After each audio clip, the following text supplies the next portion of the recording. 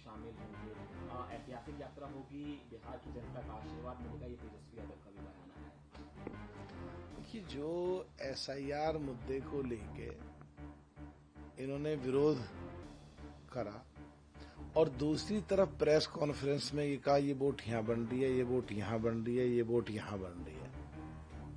और कुछ लोग ऐसे हैं जो जिंदे रहते हुए उनकी वोट नहीं है, कुछ लोग ऐसे हैं जो उनकी मृत्यु हो गई है उनकी वोट है।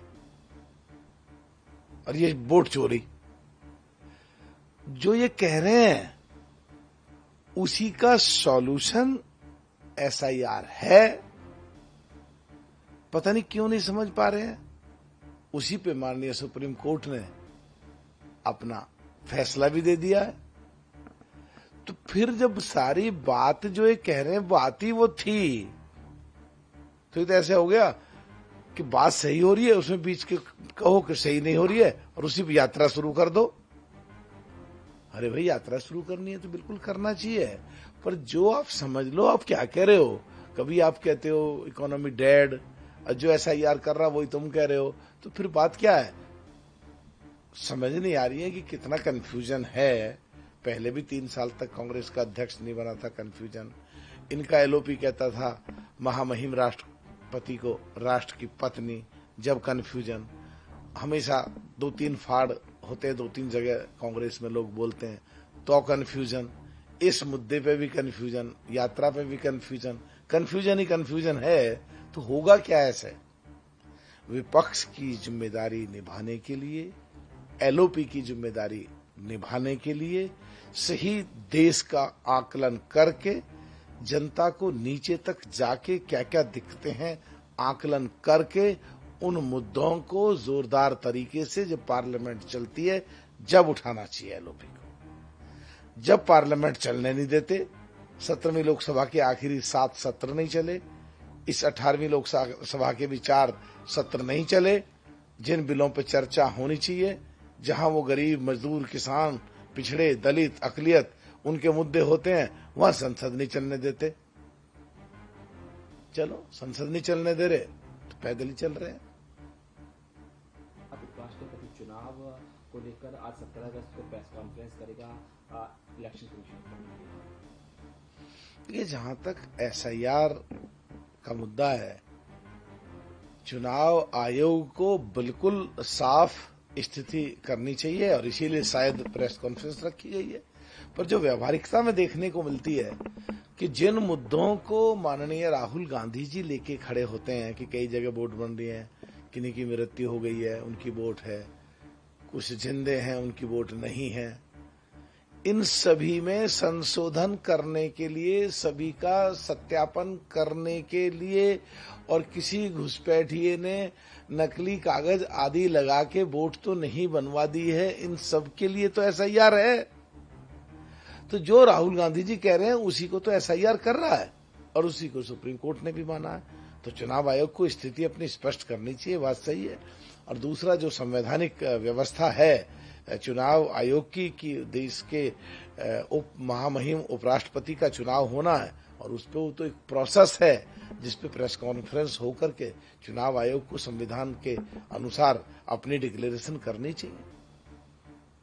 फ्रॉड आरोपों पर इलेक्शन कमीशन का पलटवार। उन्होंने कहा है कि विपक्ष ने आपत्ति उठाने का सही मौका गंवा दिया है। मतदाता सूची से संबंधित किसी भी मुद्दे को उठाने का उपयुक्त समय, दावे और आपत्तियों की अवधि होती है। इसी उद्देश्य से मतदाता सूची सभी राजनीतिक दलों और उम्मीदवारों को साझा की जाती है। अगर सही समय और सही माध्यम से उठाई जाए तो संबंधित एसडीएम, ईआरओ उन गलतियों को अगर वास्तविक होती हैं चुनाव से पहले ठीक कर सकते हैं।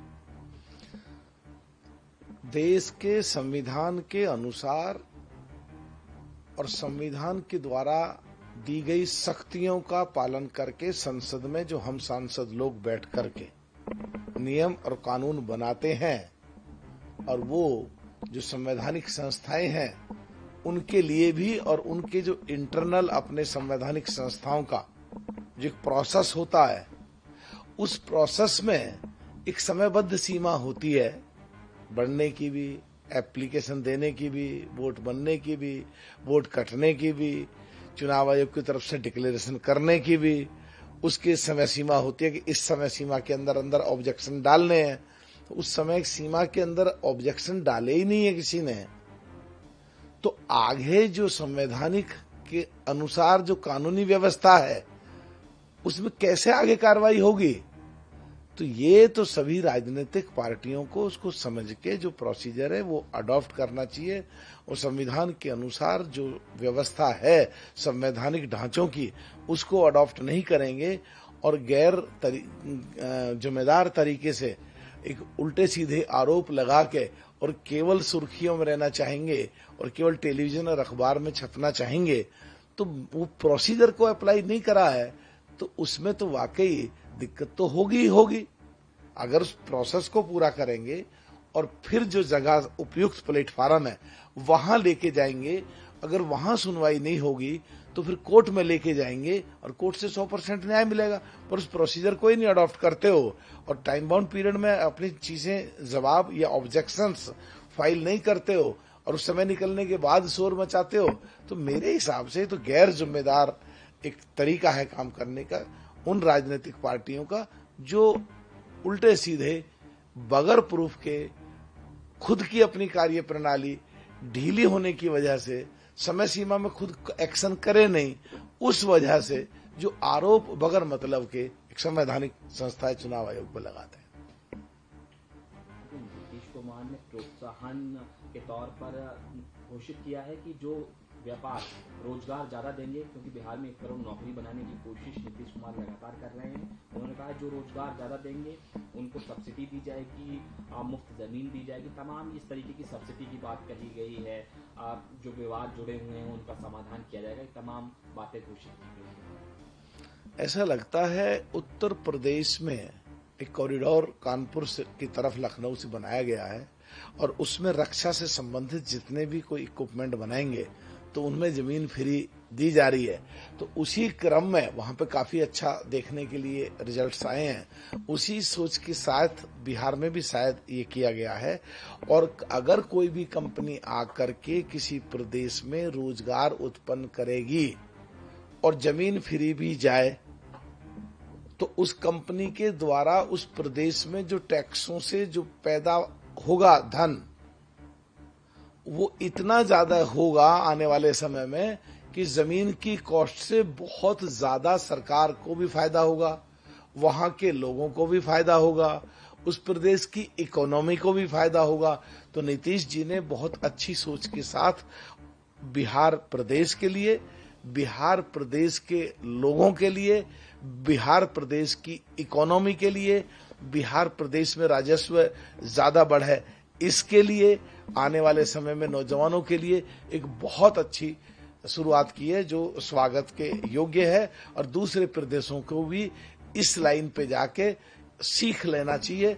उत्तर प्रदेश में तो पहले ही चल रहा है, ये आने वाले समय में नौजवानों के लिए और प्रदेश के लिए और फिर आखिर में आके देश के लिए एक बहुत बड़ी योजना सिद्ध होगी। 15 अगस्त के मौके पर पीएम ने जीएसटी सुधार का जिक्र किया, दिवाली गिफ्ट का जिक्र किया। उसको लेकर कांग्रेस शय लेने की कोशिश करे। राहुल गांधी का 2018 का ट्वीट उन्होंने दिखाया, 2024 में घोषणा पत्र का हवाला दिया कि ये विचार उसका है। देखिए, हमारे देश के प्रधानमंत्री हमेशा किसान हित और गरीब हित और जनहित और देश हित में सोचते ही सोचते हैं। अभी किसान हित को ध्यान में करके अमेरिका के सामने भी झुके नहीं, मछुआरों के हित में, पशुपालकों के हित में, किसान के हित में, गरीबों के हित में झुके नहीं। और उन्होंने महसूस किया कि कुछ चीजें ऐसी हैं जो सीधा गरीब और कमजोर और जो लोग हैं उनसे जुड़ी हुई हैं, और उन्होंने इस पे होमवर्क करने के लिए दिया है और उन पे उनका मन बन रहा है कि जीएसटी कम करी जाए, और लाल किले से उसको उद्घोष किया है और दिवाली पे तोहफा देना चाहते हैं। तो इसमें भी कुछ लोग जो बीच में कूद कूद के कुदक बीच में कमी निकाल रहे हैं, तो क्या वो ये नहीं चाहते कि जीएसटी गरीब लोगों के लिए कम हो? क्या वो इसमें भी कुछ राजनीति बनाना चाहते हैं? इसका तो मतलब ये हुआ, तुम कोई भी कितना ही अच्छा काम देश की सरकार कर ले, माननीय प्रधानमंत्री कर ले, उसमें भी कुछ ना कुछ तो कमी निकालोगे ही। अरे छोड़ो, ये पहला देश नहीं है, आज का देश है। इसमें 68.9% नौजवान लोग हैं, सब देख रहे हैं, सब समझ रहे हैं। अगर अच्छी चीजों में भी बगैर मतलब की कमी निकालते रहोगे तो आने वाले समय में इसका खामियाजा भुगतना पड़ सकता है।